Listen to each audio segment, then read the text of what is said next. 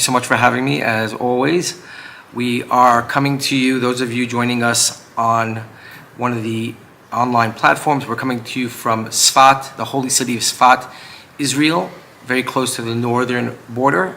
Sfat is the home of Kaballah, where Kaballah was studied for many hundreds of years, even longer, thousands. And here we are. As everybody knows, we are in wartime. The world is embroiled in this conflict, and today I thought what we do is we would have a class about anti-Semitism. What's that? Sorry, before we go, everybody, we have a Ilu Nishmas. We're going to have in mind somebody who needs a Refuah Shlema. This is Ilu Nishmas. This is for a soul that is somebody who's passed away, and we want to dedicate our learning so that this soul can have an Aliyah. Sarah Bat Menachem Mendel Isar. Okay, their soul should have an aliyah, and also anybody in Sfat, you know the man who's making your tefillin?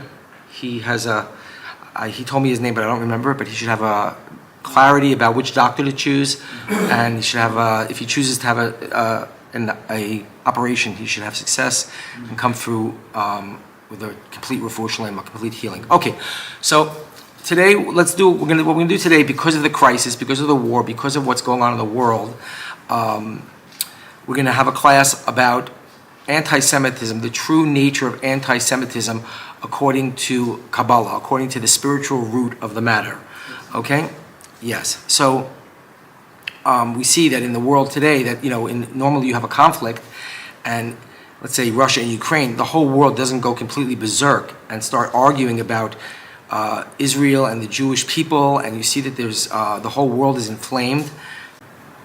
So what we see is that like an almost irrational reaction in the world. I would say seems irrational in the world, where people are just so either pro-Israel, pro the Jewish people, or they are completely inflamed and angry, filled with hatred. Obviously, we experienced a horrible massacre here where Hamas came across the Gaza border, and everybody knows what happened.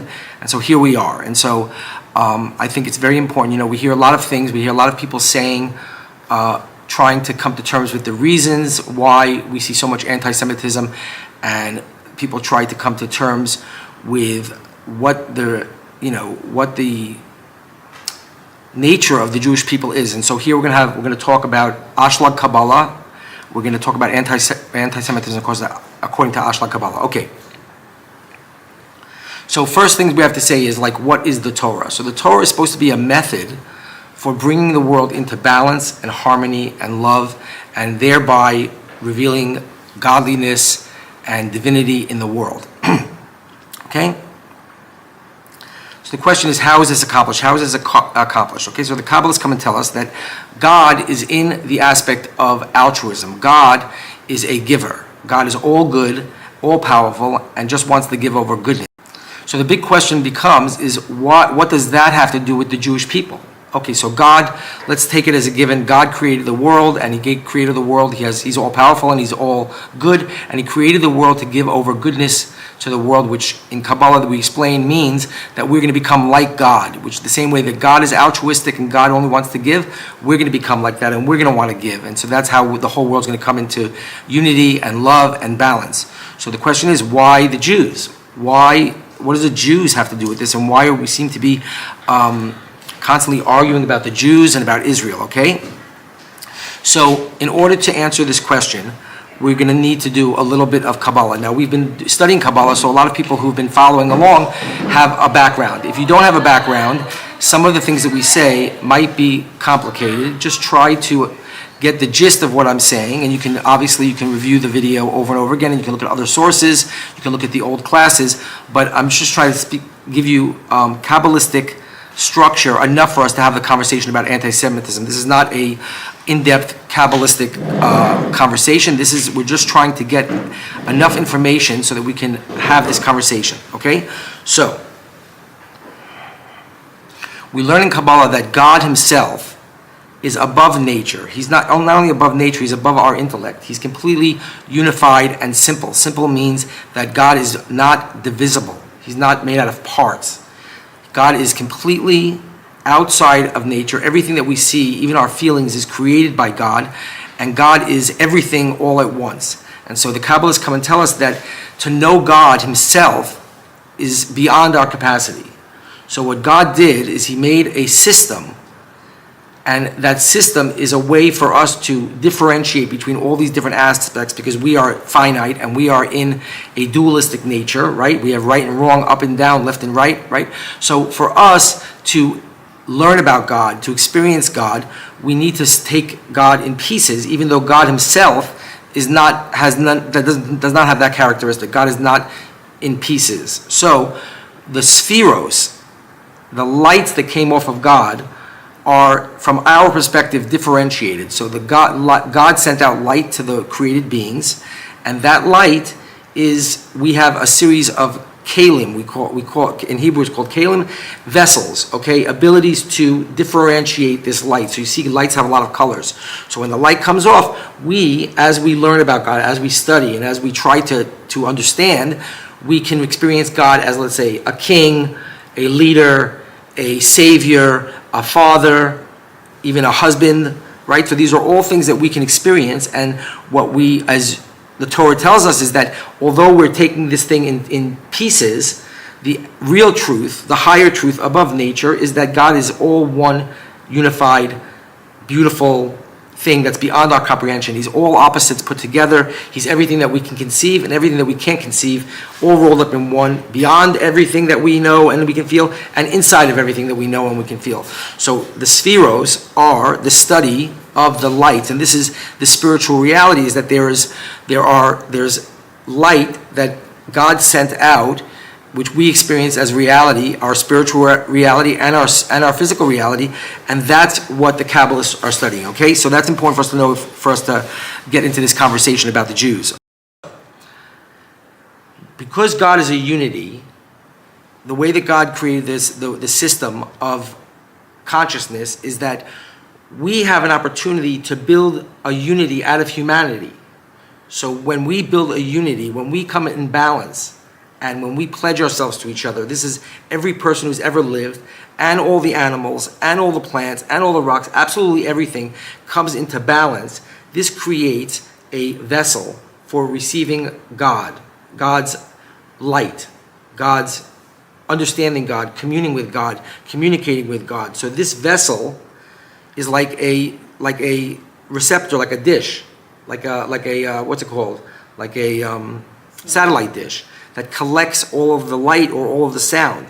So when we unify, what we're doing is we're building a mirror opposite God's unity. So we have God above nature, which is a simple unity, which is just this complete, like we talk about it as light, because it's undifferentiated. It's just everything all together, but it's unified. It's all one thing. And so what God did, the system of Torah and mitzvos, is that we have an opportunity to mimic God, just like a child mimics their parents. Like the dad gets dressed up with the attaché case and the pens is in his pocket and his jacket to go to work. So we are God's children. So God wants us to participate in the act of creation. He wants us to be like him. It's not enough that he wants us to receive the pleasure. So he's the giver, we're the receiver. No, God has a much higher present for us, a much higher desire for us, and that's for us to be similar to him. So we really know what it's like to be a giver and to be like God.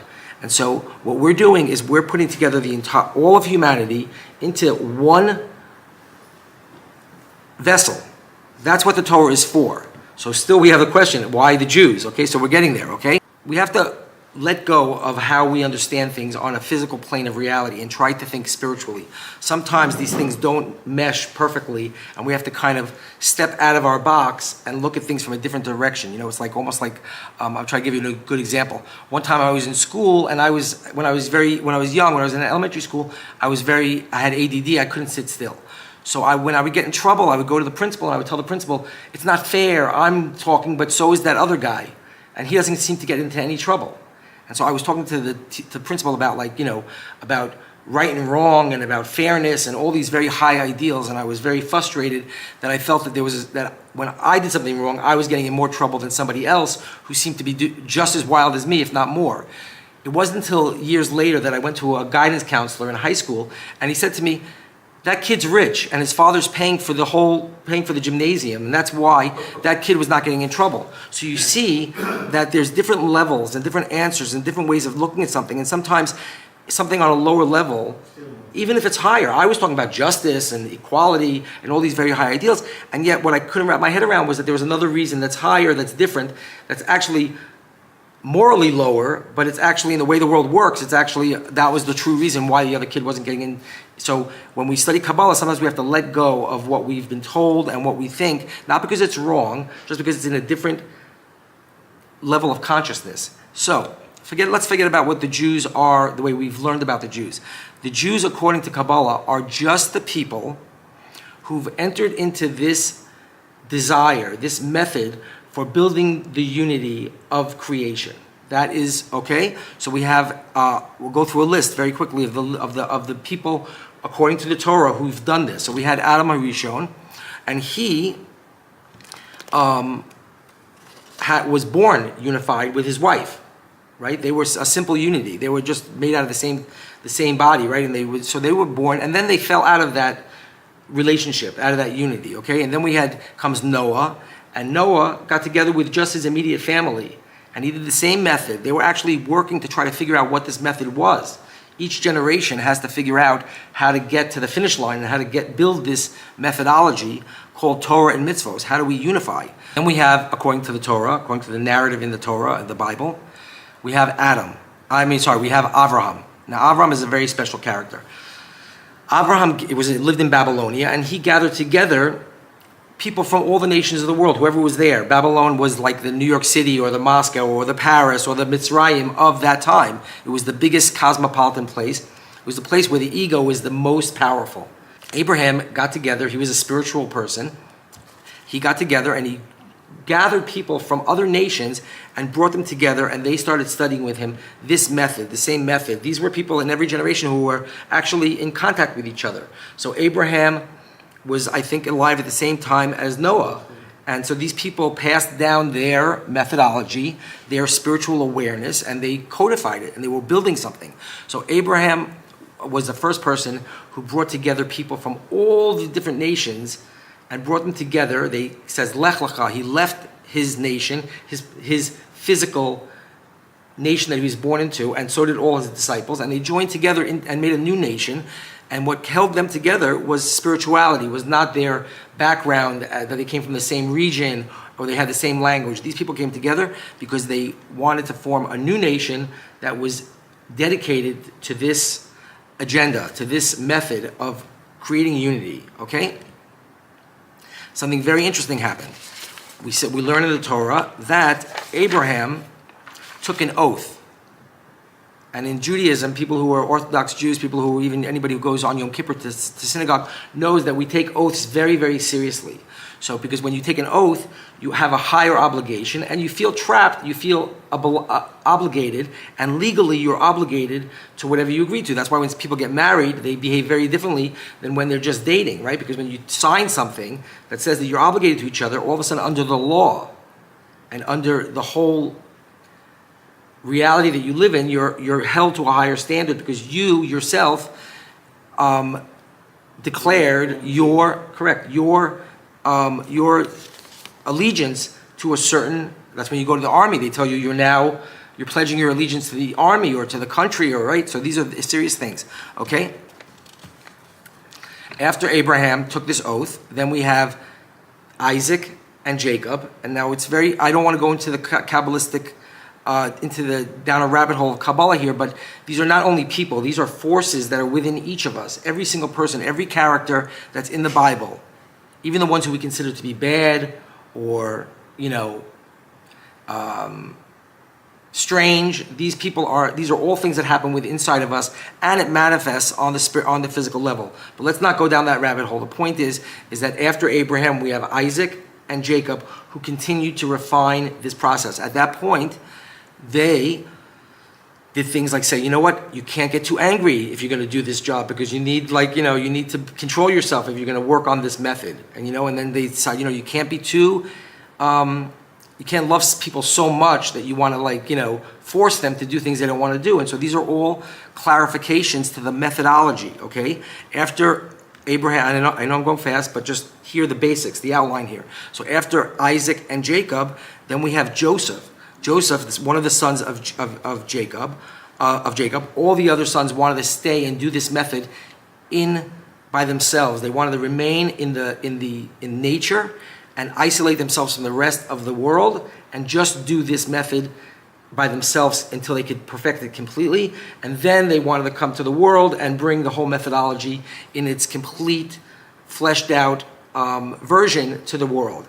Yosef said, no, we can't do that because we have to care about everybody and we have to try. There are some people who will want this method. So Joseph is the first person to go and try to do this on a nationalistic level. He went down to Egypt, and we're told that he had a certain amount of success in Egypt. For the first few years that he was there, he was able to unify the Egyptians around this idea of balance and unity and love, okay, and then it fell apart.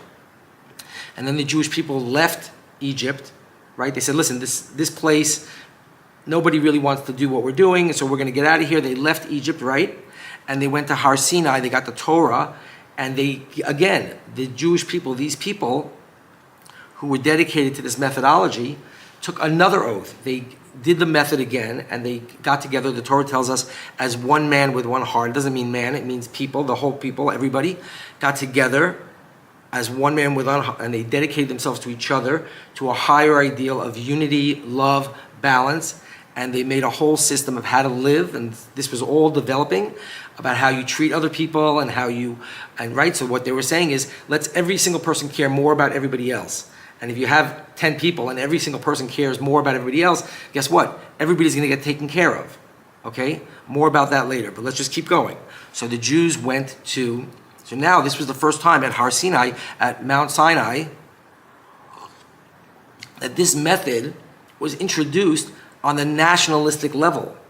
In Egypt, they tried to bring it onto a nationalistic level, but it was just too hard. There was too many people in Egypt. Egypt was a great empire, and you had people from all over the world, and you had people who believed in this God and that God, meaning some people believed in communism, some people believed in socialism, some people believed in capitalism, some people believed in anarchy, some people believed, right? So they couldn't make it work in Egypt. With a smaller group of people, when they got to Har Sinai, they were able to institute this system of living on a nationalistic level for the first time. Okay? That's the first time that an entire nation of people dedicated themselves with an oath to this process called Torah and mitzvos. I will not get into the difference between the inside of the Torah and the outside of the Torah because we've been talking about that in other classes and it's complicated, but let's just understand that now we're talking about the spiritual aspect of Torah and mitzvos, which is what we're talking about, is a method by which we leave our individual needs, our selfishness, our egos. We rise above with the purpose of unifying with everybody, bringing balance and peace and love to the entire group. And by doing that, we mirror God, and then we reflect godliness, and that's our ability. It's called, in Torah, it's the sixth sense. We have a new sense. It's no longer the five senses that we have in our material plane of existence. It's a spiritual sense. We wear tefillin over here, right? And other systems of spirituality, they also identify this as a special place on the head where you receive spiritual energy. So this is exactly what we're talking about, is that as you become more similar to God and you become more balanced, you actually can feel more communication from godliness, right? From God. This is exactly what we're talking about, okay? So the Jews leave, the Israelites at this point, they're called the Israelites, leave Har Sinai, and where do they go? They go to a land called Israel. Okay? Why do we need, good question, why they were doing this whole thing, why couldn't they go anywhere they want? Why do they have to go to this place called Israel? I'll tell you why. Because we've discussed, there's a pyramid of consciousness, there's layers of our reality. So not only do we, all of us human beings, have to come into alignment with each other and come into balance with each other, but the animals and the plants and the dirt, the rocks, all of creation is part of this. It's all really being projected from inside of us. And so literally we'll see flowers, we'll see the river, we'll see all these, and we will feel that this is all belongs to all of humanity, and we're all in this, we're living in this space that is all unified. So the Jewish people, the Israelites, had one more level of consciousness. They couldn't stay at Har Sinai. They wanted to. They said, let's not get involved with the planting and farming and having, stores. And they didn't want that. They said, let's stay in the desert, away from everybody else, and just live in this beautiful harmony, this beautiful balance. But Hashem, God, said, no, the mission is even greater than you can imagine. And so we have to come into this whole balance with even the physical plane of existence, even the actual ground itself. So the Jewish people were brought into the land of Israel, and they tried twice while they were there to do this, to now unify. They had the first temple. The first temple, they had a very high level of unity, and then they fell out of it. And then they had the second temple, and they unified. It wasn't as great as the first temple. It was actually a descent, but they managed some level of unity.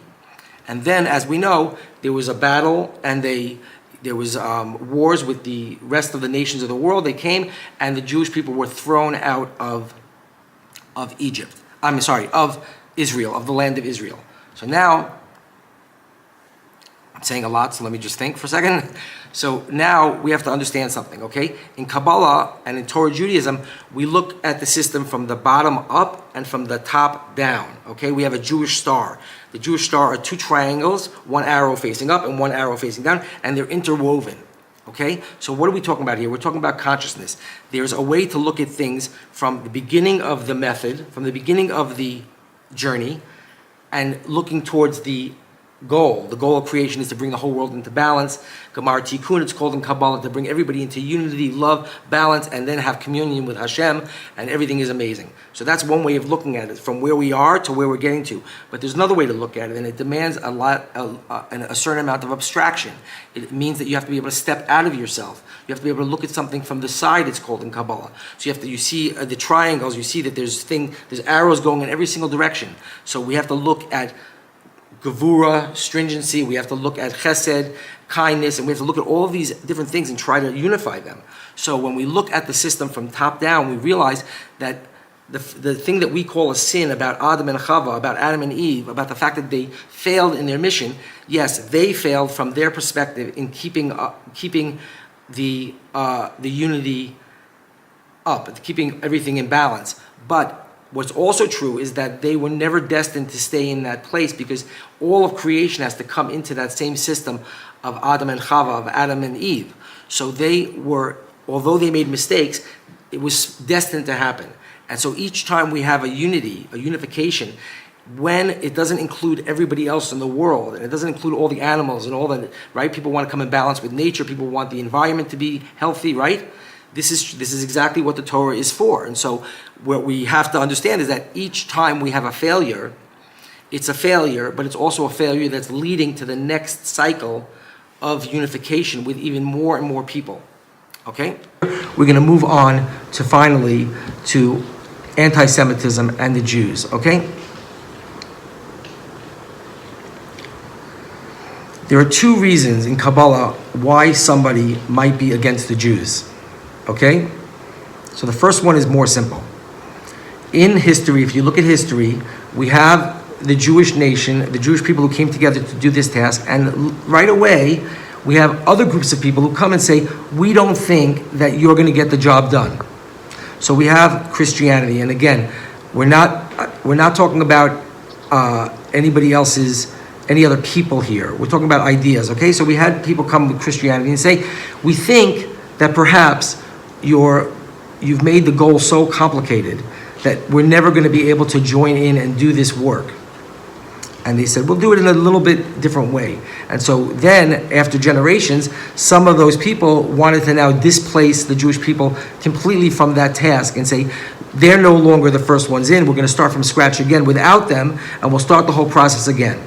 And then came Islam, and Islam also said, you know what, you guys have been way too nice about things. We need to force people to know that there's one God and that they have to behave. And so, again, it's an oversimplification. I'm just giving very wide parameters here, is that people came and said, we don't think the Jewish people are going to get this job done. We don't think that it's going to work out, and we don't think they're... Right. We think that we need a new way. And so even if you looked at secular humanism, Secular humanism is basically a secular philosophy that's built on the fact that we said we don't want anything to do with God. We want to build a unity on our own because we don't even know that God's here, and if He's here, we don't like Him because He didn't look how He left the world, and so therefore, right? So these are all philosophies and these are all beliefs about how do we get to this very good place. So that's the first reason why we might find people who are very, very serious about not having the Jewish people in the land of Israel and having somebody else in the land of Israel, okay? So this is the first reason why, spiritually speaking, according to Kaballah, you might find people who are really, really dedicated to getting the Jews out of Israel and maybe even out of the world, okay? There's a problem with this, and I'm going to jump to this, to the punchline here. The problem with this thinking is that Abraham saw this coming. And so what Abraham did was he said, I'm going to pledge my allegiance to this mission of bringing unity and love and balance and divinity to the world. I'm willing to do that, but I need to make a special contract with you. This is what Avram said to God. He said, if and when my descendants, the people who are dedicated to this method, fail and they really, really mess up, you can't destroy them totally. So you see the story in the Bible is that first the people of Noah's generation, God said these people are never going to get to the finish line here. They're just so in touch with what we want to do here to get balance and unity and love. They're so far off the path that it's the nicest thing to do is to start over again. And then God made a pact with Noah. He said, I'm not going to destroy the whole world again. I won't start from scratch again. And then when Abraham came, he said, not only we already have a thing from Noah. I already have a piece of paper from Noah that says, you're not gonna destroy the whole world, but I want an additional agreement with you that my descendants, the people who become the Jewish people, even if they mess up terribly, that you're not gonna start with somebody else. Mm-hmm. So the problem theologically for people who think that they're gonna displace the Jews and get rid of the Jews and start the whole process again is very misguided, and I don't want to jump too far ahead, but I would tell people who are against the Jewish people to look at history and see if they were ever able to destroy the Jewish people. And the answer is no, of course not. And so it's not good for us because it's painful, but it's also not good for you to try to come against this contract that Abraham made with God. And so it's much better to align yourself. You don't have to be Jewish. You could be anybody in the world, but align yourself with the mission and with the fact that the Jews are there and they're, all these generations of people who've been working this method are already, they're contractually obligated to the mission and they have to be there. They're not going to go away. And so we should build on top of that a complete unity. And so that's why you see in the world today with a lot of the anti-Semites, you see just as many anti-Semites as there are so many people who love the Jewish people and who are very supportive of the Jewish people. More people actually are supportive of the Jewish people than are against it, okay? Could you redefine, in your opinion, what the role of the Jewish nation is? What is the objective? Yes, the objective is to unify as a nation, and once we unify as a nation, all the Jewish people come into unity, love, and balance with each other, mutual guarantee, it's called in Kaballah. Once we come together, all the people of the world, and they're already doing this, we already have Christians and Muslims, and we have people who are not religious. They're all trying to build some kind of unity, and they're not against the religious people. They're for the mission. So we already have people who are joining in. But the Torah tells us that when the world gets to such a desperate place that they are really fearful that they will not survive, they will look for anybody who is building the system and they will copy them. So once we do what we're supposed to do, the other people will say, hey, look, they were able to transcend their differences. I see in Israel they have religious people and non-religious people. They have people from Arabic countries. They have people from Europe. They have people who are conservative. They have people who are liberal, and yet somehow they manage. I wonder what that is. I hear the rabbis on YouTube. This is actually the system of Torah and mitzvot. This is literally what they're doing. I want to support that mission because I want the whole world to be in peace. And they will join in. And so a person has an opportunity, join in as a regular person, as a person who's not observant, not religious, not Jewish. Join in as a person who wants to be a Noahide, who wants to attach themselves to the Torah in a very specific way, but not necessarily obligate themselves to all the mitzvot of the Jewish people, or You have an option to become Jewish and to actually join the nation. If you feel so compelled that you want to do this work from the inside and you want to join the nation of Israel, you're allowed. We tell people not to do that because the obligation is a very serious obligation, because you see, everybody's angry at us because they feel we're not doing a good enough job, right? And so, okay, so enough with that. I want to move on to the second reason why there's anti-Semitism in the world, and it's related to the first reason, and perhaps it's a little bit more complicated, is that we were talking about how in each of us is the entire world. So all of these forces, the force of Abraham, the force of Isaac, the force of Jacob, the force of Esau, the force of Ishmael, the force of Lavan, all these are forces, in addition to being people who populated the earth in the past, these are also forces, quintessential, forces that are inside of each of us. And so when a person tries to unify, even inside of themselves, they say, I want to come into balance with the entire universe. I don't want to buy a car that's so expensive if somebody else doesn't even have a car, has to go on the bus. I don't want to be so popular if there's somebody else who doesn't even have any friends. I want to come into balance with everybody, and I want the world to be a beautiful place, right? But when we try to do that, the more we try to do that, the more our ego rises up and gets very scared and gets very nervous. And so within each of us, there is a part of us that wants unity and wants love of others, and we want to come out of ourselves and we want to come into balance with all of humanity. But there's also a part of us that doesn't want that, and that so we ourselves are against the mission, and we ourselves have to do the internal work of trying to be part of the mission. So we all know days where our ego rages and we're completely against everybody else. We don't care about anybody else. We just care about ourselves. Enough with everybody else. I just want to be popular. I want to be rich. I want to be successful. And I'm just going to fight and get everything I want, and I don't care about anybody else. Okay, so that is anti-Semitism within ourselves. And so we see, if we look out at the greater world, we know this from psychology. We know this from all of the sciences and all of the sociology. We know that a person can turn against themselves. We know that a person can go so far that they embrace destruction. A person becomes so depressed. I'm never going to make it. I'm never going to unify. I'm never going to become loving. I'm never going to become balanced with other people. It's too hard. It's too difficult. And then what happens is, first a person feels depressed about it. And then, unfortunately, that metastasizes, and that evolves, and that grows, and that turns into bitterness. And from bitterness, we end up in hatred. And so we see individuals who become very angry. Why are you angry? Well, I joined this company, and they never gave me a raise, and they put me in the mailroom, and I'm driving a Chevy, and the other people in the company that I started with from Yale University, they all have Ferraris, and I have this stupid, this used Mercedes, and I'm angry and I hate everybody. I want everybody to fail in their life. Okay, so this is literally the energy, and so it's a very, very bad place for people to get on it internally. It's a very bad place to get inside your family. It's a very bad place to get inside your community, and it's a very bad place to get inside your country. There are people now in America who want America. They want to close down shop. They're so angry at the way that things have gone. They think they don't believe in America anymore, and they want it to be destroyed.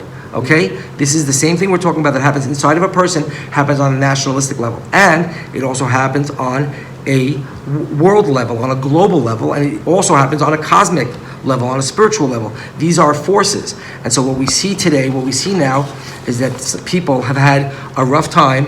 They've had failure. They haven't had success. And they have the people who are trying to ask us, let's try to give you a little bit more. Let's try to help you more. Let's try to we want to do what we can to try to bring you on board. And so you have people who, this is the experience of being a Jewish person and throughout history. We're trying our best. We're trying to do this method. It's not easy. We don't completely understand it. We have some great people who really get it, who we follow, but the average person, we're a little bit confused, and we're fighting the same battle that you're fighting. We're fighting between each other. We're fighting inside of ourselves. We're doing our best. What can we do? So you see, coming out of Israel today, cancer medicines out of one after the other, and the sciences and people, and everybody is trying, people are trying very hard to help the world in a good way, to come into balance, but there's some people who have decided in their heart that that's not enough, and they want the Jews gone and they want Israel gone and they want to start again. So I'll tell you, there are some people, we have fascist movements within some religions, and what they want to do is force other people. They want to force other people to listen and to do it. They say from now on, so the Jewish way is the way of Tiferet, is the middle line, is we try to be an example. We try to suggest, we try to create environments where people can learn of their own free will and do this work. But there are some people in some religions who they think that's not going to work anymore, and they want to force people. You must wear all black, you must cover your entire body, you must, if you steal something, we chop off your hand. These are people who are very serious about trying to get to a certain place, and it's not the Jewish way. And so that's the whole class. I think I don't know if I went too fast or if it made sense. I hope it did, but I want to just say one more thing. I just want to say something that one last thing I want to say. We've discussed how our consciousness is really a neural net. It's really everybody who's out there, and we have to choose how to connect to, who to connect to, and what to connect to in our consciousness. Okay, we've said this many times in the class. The internet is a web of consciousness, and so on the web, on the internet, on all these platforms, we see everybody's opinion about what's going on. It's not worthwhile discussing whether or not it's wrong or right. What's true is that somebody's telling you how they feel.